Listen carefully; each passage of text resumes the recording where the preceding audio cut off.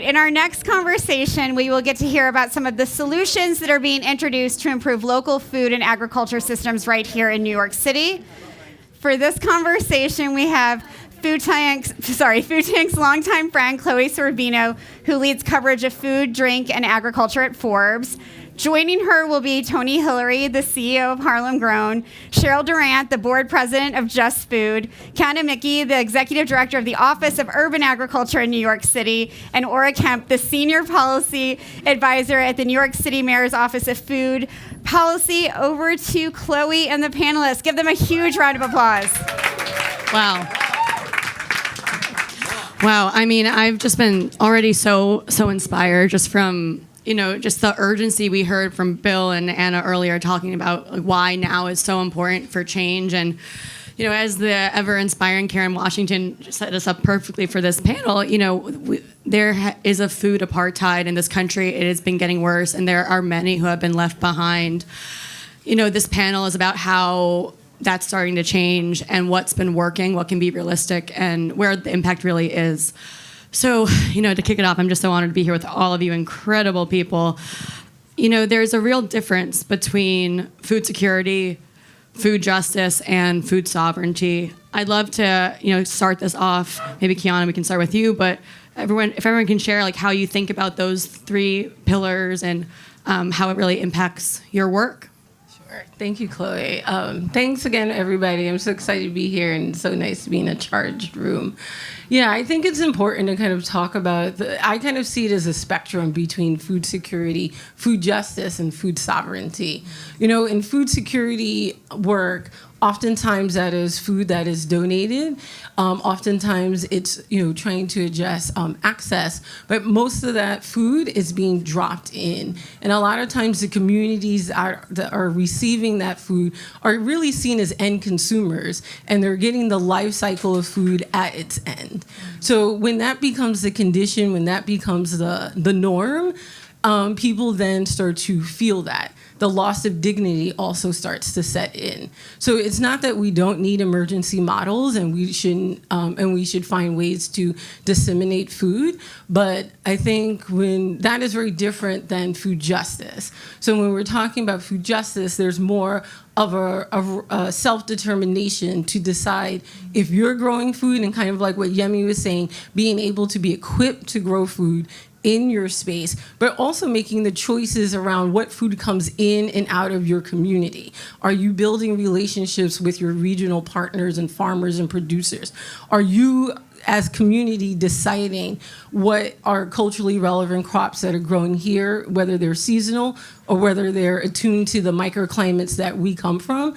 And we're thinking, a lot of our work in food justice speaks to indigenous pathways of food, indigenous cultures of food. So going even beyond colonialism, how did these foods, these crops, keep our ancestors whole and resilient throughout all that they went through? And how do we bring that back to our urban climates now, or our rural climates? And then, there has to also be policy in that and economic mechanisms with that. Again, driven by the stakeholders and community as well. So they're deciding the models, they're deciding the levers. And then food sovereignty to me is really in the global north where we're not at. I think there's still a lot of work that needs to be done, not just on policy, but also how do we connect and resource in our existing systems land to folks equitably, resources more equitably, where folks are now the most impacted are the ones driving agrarian reform. The folks that are most impacted are making the decisions around their ecosystems, the natural and the built. I hope that helped a little bit. We love that. Yes, Ora, you want to take it from there? Yeah, in hearing it described, it reminds us that our system is very linear. And coming from a policy perspective, when you have a system where all of the power has been funneled to the top, and it becomes a very paternalistic system that is also very controlled, the idea of being able to go out into your own community and seek foods that nourish your person, but also your community and your culture, it requires that we're not looking at our system in a linear fashion, but really associating it more with a circular fashion where it's feeding back into itself in a sustainable way. So right now we have a very linear system. There are a few companies at the top who get to dictate how much and what variety of our food is being produced. We have a government that is funding into these systems and sustaining very unhealthy systems through things like subsidies, making a pound of beef more affordable than a pint of blueberries. And on the other end of that, we also have this excessive amount of waste that doesn't really have a way to reconnect or go back into feeding soil and feeding land and feeding people. So as Qiana was saying, this idea that food security is often seen as like a residual part of like, okay, what can we throw back into the system, without realizing that the reason that food insecurity exists is because our system is not holistic in and of itself. It requires a constant reimagining and reintegration throughout the process, and policy supports in that.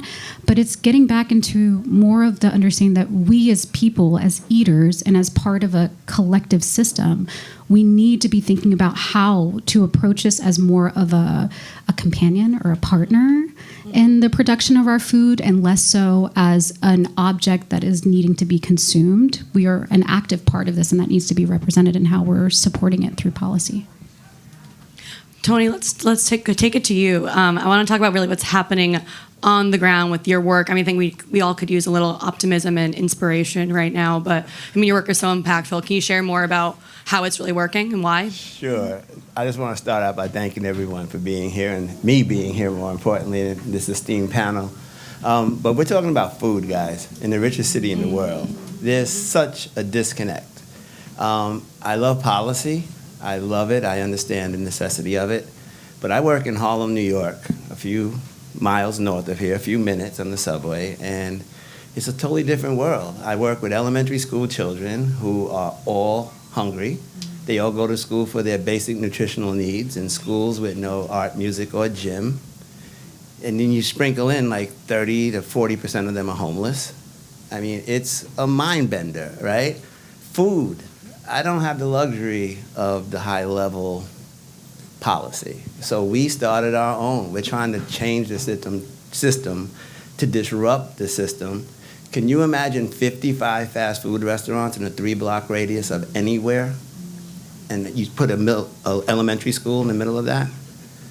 29 pharmacies, not one affordable food option, and I go in there and tell a kid, just eat healthy? Just telling the kid, just be president of the United States, right? It's that simple. So we take unused space, and we created urban farms. What started with 1 13 years ago, now we have 14. We produce tons of food that's given back to the community free of charge, with nutrition education, cooking demonstrations, recipe writing, but that's all the hook. There's a lot of mentoring layered and programming layered on top of that. I'm proud to sit here and tell you that we've gotten 22 children, first generation in the 4-year universities through this method. Wow. That's great. One in the University of Pennsylvania, 2 in NYU, and it's not a clap. I'm here speaking for them because they're the voiceless. They're the ones, those are those kids that we don't put the resources in. We expect something when we give nothing. How do we have any school in New York City and anywhere in this country with the conditions I just opened with? So there's this thing about food apartheid, food deserts. They say, oh, they don't want nutritious food. They don't want organic produce. Here's a newsflash, guys. I've been doing this for 13 years. I've yet to meet one parent who doesn't want 3 organic meals a day for their children. But where do you get it and how do you afford it? So that's where I am. And I'm not trying to diminish the other points here, right? But sometimes I wonder why I'm invited to these panels. But that's there's a lot of where work I am. to share. Yes, but I am there, and I implore anyone in this room who hears my voice to come up and see what we're doing. We have a series of farms spread over several blocks of Central Harlem. We have some of the most innovative ways to grow, from in-soil, hydroponic, vertical. We hire locally. We have 50 full-time employees where we pay living wages in New York City with health care and dental care and 401k, 4% match. Yes, I'm a nonprofit. Yes, I'm a nonprofit, and I want you to come see how this works. Thank you. Sheryll, I'd love to hear more about how your work really supports all of this, especially, just in terms of how resources can be better leveraged to make more get into the hands of folks like Tony and organizations. I don't want to talk about that. I want to piggyback off what everybody else said. Sure. That's where my strength is. I don't want to make up anything. And I was moved by the previous panel because a lot of the stuff resonated with me. And Tony, like you, when I got the email, I was wondering why people invited me to be here.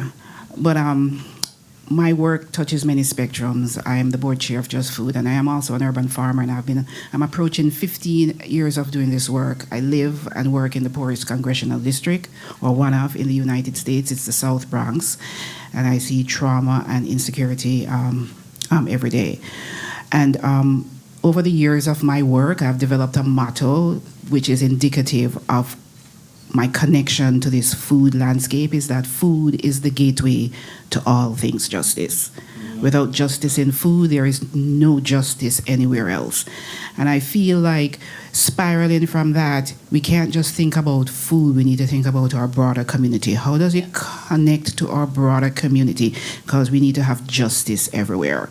We need to have justice in education, we need to have justice in housing, and we need to rethink what our neighborhoods and our communities look like.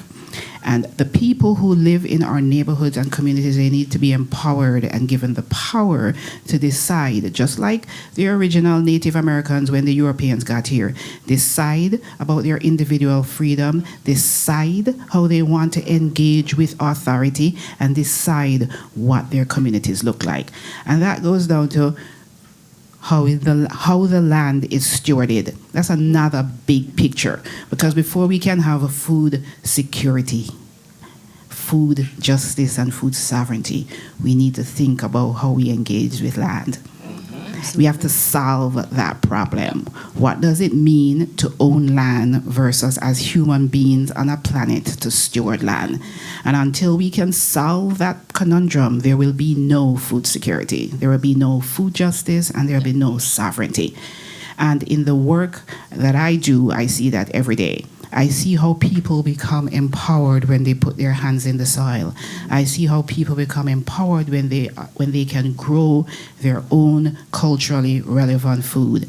I see how people become empowered just through the education. They do not have to plant anything, they just need to know. Because unless they know, they cannot affect policy. They cannot tell elected officials what is needed and what they want. They are separated from that, and it is deliberate. Our system is operating exactly the way it should be. And until we solve that problem, we're going to be talking in spirals about food forever and ever. I'm so happy you went there. Let's keep on talking about land. I mean, I think that's really where the crux of all of this is. Qiana, I've known you for years. You're in my book, and we talked a lot about actually land and food sovereignty. And I know now that you're at the mayor's office in this new role that you've actually been doing a lot of work. What's been going on? Oh, yeah, thank you. The Mayor's Office of Urban Agriculture is one of the newest offices in the city. We were established in 2022. The impetus for the office was to help. One of the main issues is really identify how to, we've made it a mandate to identify how to identify underutilized land, but also what are the models and policies that will support that work to be here, as well as, increasing economic power throughout the breadth of urban agriculture and minimizing, climate crisis. But when thinking about land, and Sheryll brought up a really good point, we know that New York City is one of the most expensive places to live. It's certainly one of the expensive places to afford land or afford property.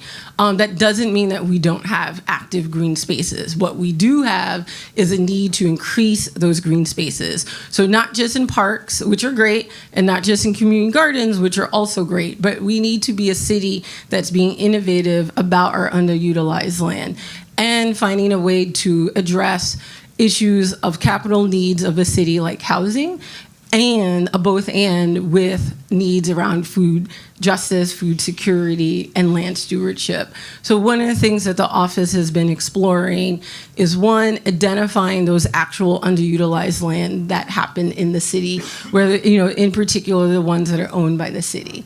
What is the current state of that land? Is there a building? Is it not? What is the underutilized status of it? At the same time, we also have to not just identify that land and the quality of that land. We also have to identify and support land stewardship models and agreements that the city will build in order to bring in practitioners like Sheryll, folks that come from the alumni of Harlem Grown and some of our other great nonprofit work. Sheryll is a part of the horticultural training group. They're a great example of supporting, with Jason, building a horticultural training program, agricultural training program, where students are learning how to grow food, how to steward land, and how to do it in different models. So to me, I feel like it's important for our office to support the breadth of urban ag stakeholders, from soil-based growers to commercial growers to innovative models like Yemi's work and Oko Farms. How do we bring in different models from gardens to farms, on soil, on rooftops, that are increasing the opportunity for land stewardship in a city that most people will not be able to afford it? And are these also agreements that are for nonprofits, where they're able to activate in their constituents? But we also have to be really realistic about creating procurement opportunities in the city for businesses. And not just existing businesses that already have those relationships. For us, what we found is there are a lot of folks that are trained in the work, that have gone to programs like the agriculture training program that Sheryll is doing, could finish projects like Green City Forest or Harlem Grown, but don't have a place to actually get a job. Or they're still working, they don't have a place to work, or they're leaving the city because they can't steward land. So our office is looking at building agreements that are within the city to create climate resilient activity, as well as food and scaling food production. The majority of our growers here in the city are doing it under volunteer work or sweat equity. So that means what they do goes right back into the land. However, they're not able to make that livable wage. And yes, there are great nonprofits that are able to afford a livable wage, but again, for some folks, that's not their option. What we've realized is that there are folks that are trained to do this work. The city needs more skilled folks in the green economy, but we have been leaving out agriculture as one of those options in that sector. We don't really talk about agriculture in the city in our green economy. We don't really talk about food. We don't really talk about culinary. So what we've been doing is building within our stakeholders, but also on the city side, is identifying procurement opportunities, creating trainings and opportunities to encourage folks to consider if they should and can be a business, connecting them to MWBE certification, but in particular in our food, climate, and ag system, creating workshops that connect them to the pipeline of getting that certification, because that can definitely help start or sustain a business. It's a lot of paperwork. Anything working in the city bureaucracy is going to be a lot of paperwork, let me tell you. But at the end of that paperwork can be a contract. And we need more feasible contracts where we're getting folks that are trained to do this work, stay in the city, be a part of the fabric of the city's success. And some of those avenues have to end in sole proprietorship, LLCs, cooperative businesses. So for us in the office, it's not just supporting our existing community gardeners, but are we creating more tangible ways for the breadth of small businesses to mid-scale businesses to have a better opportunity to be a part of the city's success? Yeah. Oh, wow. It's huge. It's really, that's really huge work. And so, really what you're talking about is re-regionalizing this food system, but with community, collective at the center, with dignity at the center, which is huge. To kind of transition from that, Tony, I'd love to take it back to you. Re-regionalizing the food system also has to come with, a lot of economic changes, right? Alternative systems. But, CSAs, community-supported agriculture shares, have been hit or miss. You've talked about how it hasn't worked for your organization. Can you share why, that model maybe should be considered? I think other people on this panel might feel differently, but I think that's a healthy place to have a little conversation. Okay, yeah, again, from where I stand, I'm working with people who are living in poverty. They don't have the luxury of prepaying for next month's food. All their food dollars come off of their SNAP benefits, so whatever they buy has to be used now.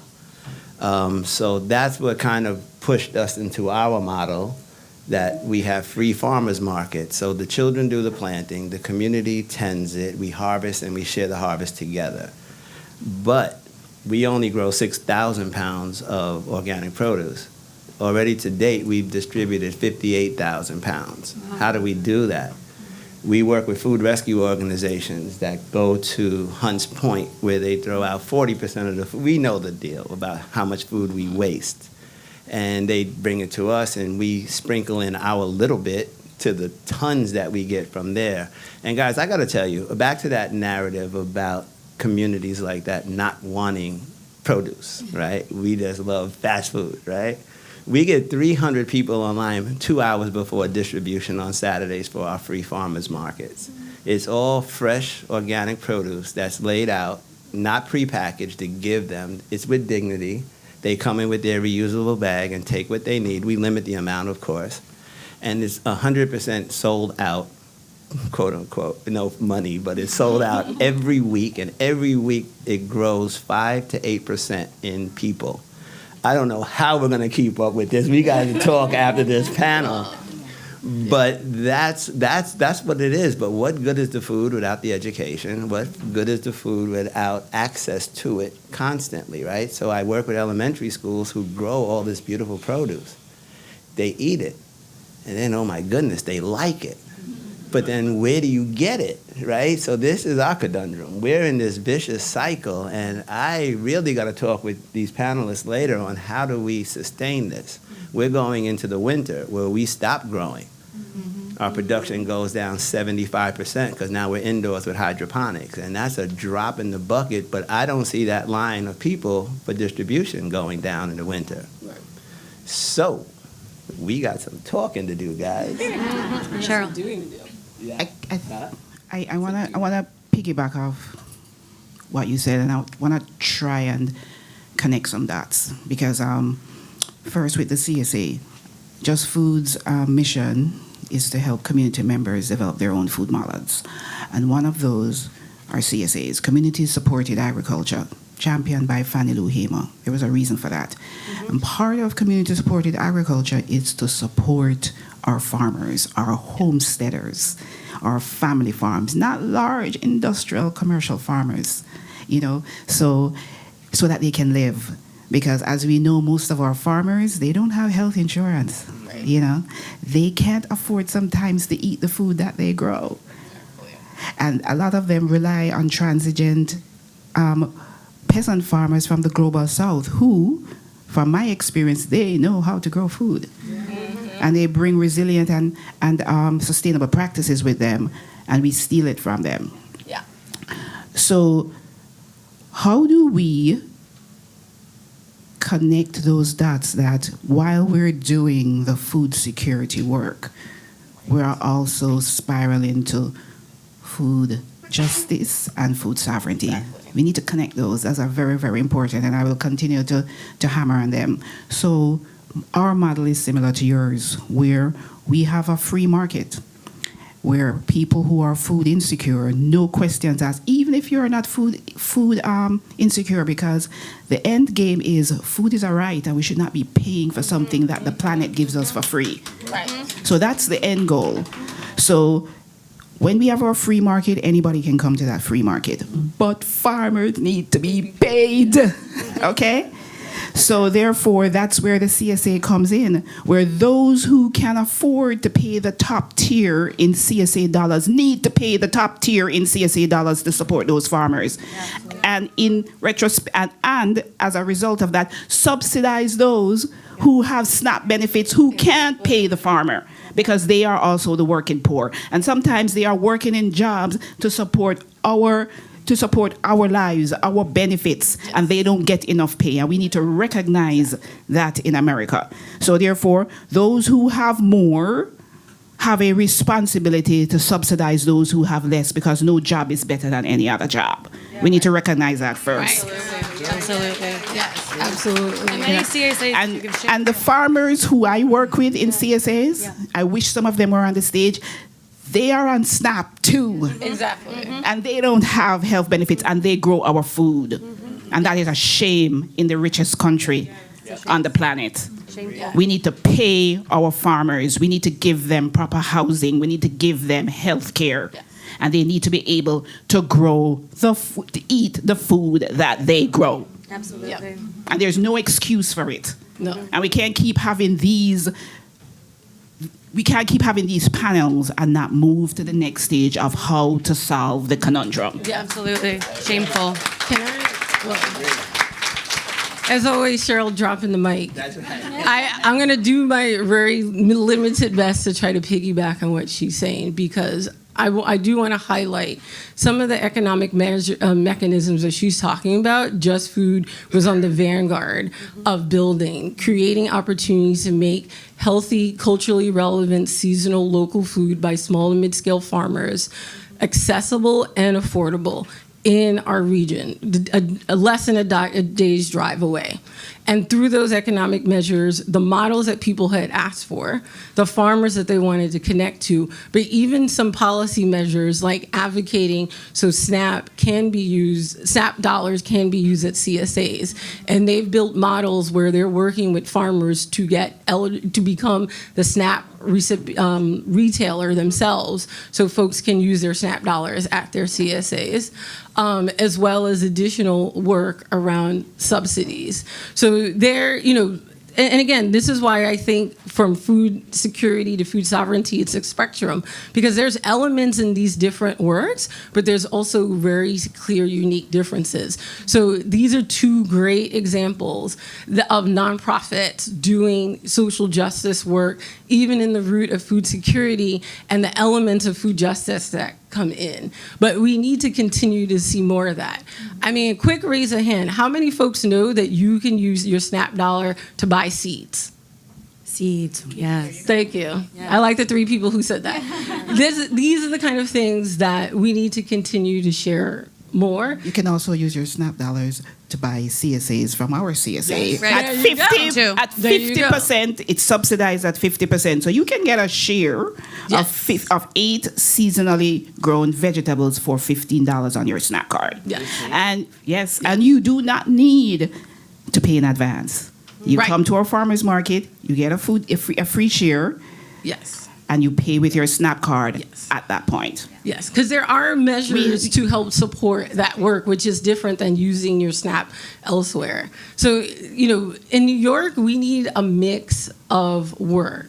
But I think what you continue to hear is the need for direct ag education. So folks, as in particular students, are learning what food is grown here and how they can grow it themselves, but also how important is it to support your regional farmers and your hyperlocal farmers.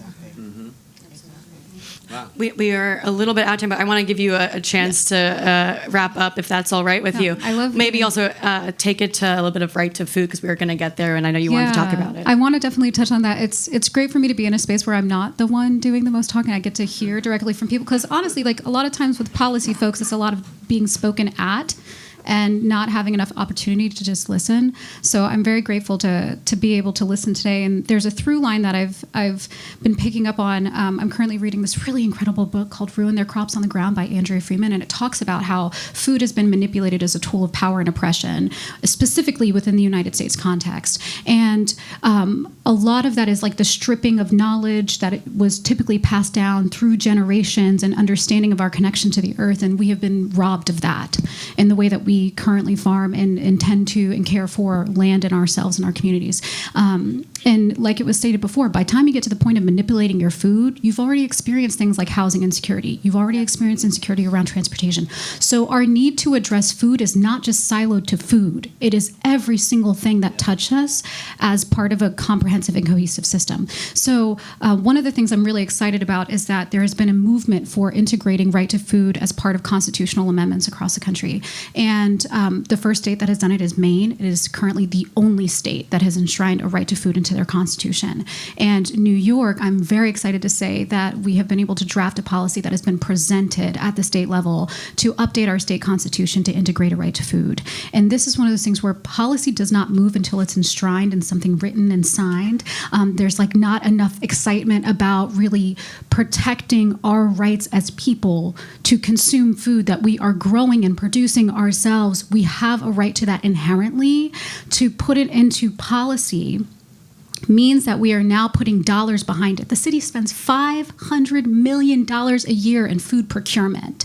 If we are able to align that with right to food policy, it now does not just become like something that we're aiming for, it becomes a requirement for us to center people's needs to gain access to nutritious, healthy food in every single community. It becomes our responsibility to provide that, and it's long overdue, but I'm very excited to see that we're moving back into the direction of centering people and providing from them within a more supportive and caring political system. Yeah, I think it's great to end on that optimism. I think we could also have an entire conversation about how economic realities still need to change for both these things to come into conjunction together and actually make real change. But, you know, it's just super exciting. I just want to thank each and every one of you for being on this panel, sharing your truth, and really, inspiring us to keep making change and really thinking more seriously about how we purchase food and how communities can be centered in that.